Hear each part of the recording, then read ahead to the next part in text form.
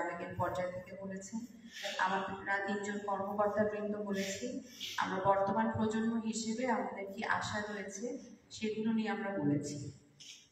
আমি অবশ্যই একজন বীর মুক্তিযোদ্ধার সন্তান। আমার বাবা বলেছেন, আমার বাবা কখনো অন্যায়কে প্রশ্রয় দিতেন না, সেই জিনিসটা ধরেই আজকে আমি তার আদর্শ নিয়ে আমি এগিয়ে চলছি। অন্যায়কে প্রশ্রয় আমরা কেউ দিতে চাই না। কথাটা বলার এই কারণ হচ্ছে, সেদিনকে আসলে 14ই ডিসেম্বর যে ঘটনাটি ঘটেছিল, আমরা কিন্তু সবাই বিজয়ের উল্লাসে কিছুটা উন্মাদী ছিলাম, কারণ আমরা জানি আমাদের চূড়ান্ত বিজয়টা আসছে। তখন আমরা অন্যায় কারা করতে পারে তাদের দিকে আমাদের ভ্রুক্ষেপও হয়নি, আমরা ভাবতেও পারিনি যে আমাদের ভিতর থেকে কেউ এরকম একটা চরম চূড়ান্ত বাজে একটা দিকে আমাদের দেশকে ধাবিত করতে পারে। তারা কিন্তু যারা চক্রান্তকারীরা ছিল, যারা পাকিস্তানি বাহিনীকে এই পরিচয়টা তাদের পরিচয় জানিয়ে দিয়েছেন, তারা আমাদের ভেতরেরই মানুষ ছিল। আমরা চূড়ান্ত বিজয় যখন মগ্ন ছিলাম, আমার কুমিল্লা জেলা তখন স্বাধীন হয়েছিলেন, বিজয় লাভ করেছিল, হানাদার মুক্ত ঘোষণা করা হয়েছিল 8ই ডিসেম্বর, ঘটনাটি 14ই ডিসেম্বর। এরকমভাবে প্রথম, আমি যদি ভুল না করে থাকি, 6 ডিসেম্বর থেকে আমাদের বিভিন্ন জেলা হানাদার মুক্ত ঘোষণা করা হচ্ছিল। তো সেভাবে হিসাব করা হলে এই 8 দিনের মাথায় একটা চরম কলঙ্কময় দিনে আমরা এসে গিয়েছিলাম।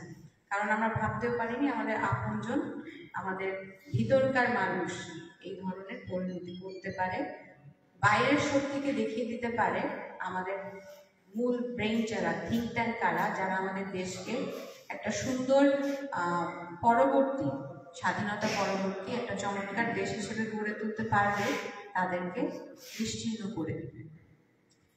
আমরা চূড়ান্ত বিজয় পেয়েছি, তারপরেও কিন্তু আমাদের মধ্যকার, যেটা আমরা বলি সর্ষের মধ্যে ভুল হয়ে গিয়েছে, এই কারণে হালেও আমরা একটা গণ অভ্যুত্থান পেয়েছি।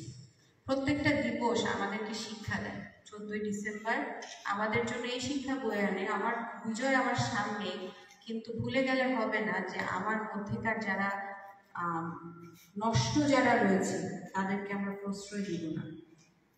এই কারণে আরেকটি গণ অভ্যুত্থান আমরা হালে পেয়েছি। আমরা শিক্ষা নেইনি বলে এই জিনিসটা আবার এসেছে। আমাদের শিক্ষাটা নিতে হবে। আমরা যে অভ্যুত্থানটা এবার পেয়েছি, আমরা ভিতরের অপশক্তিকে প্রশ্রয় দিব না, বাইরের অপশক্তিকে সুযোগ করে দিব না, আমার দেশটাকে নিশ্চিহ্ন করে ফেলব। আপনারা সকলে এসছেন, আপনাদেরকে অসংখ্য ধন্যবাদ। আমাদের সামনে যে প্রোগ্রাম রয়েছে 16 ডিসেম্বর, আমরা বিজয়ের আসল যে উৎসব সেটা যাতে আমরা উদযাপন করতে পারি এবং শিক্ষা নিতে পারি। যে আবার বলতে চাই, আমাদের ভিতরের যে ঘুমটা রয়েছে সেই ঘুম যাতে আমাদেরকে নষ্ট না করতে পারে, বাইরের অপশক্তিকেও আমাদের প্রশ্রয় না দিই, আমরা সকলে মিলে একটি বৈষম্যহীন সুন্দর বাংলাদেশ গড়ে তুলতে পারি। এর প্রত্যয় রইল। সকলকে আবারও ধন্যবাদ জানাচ্ছি। আসসালামু আলাইকুম।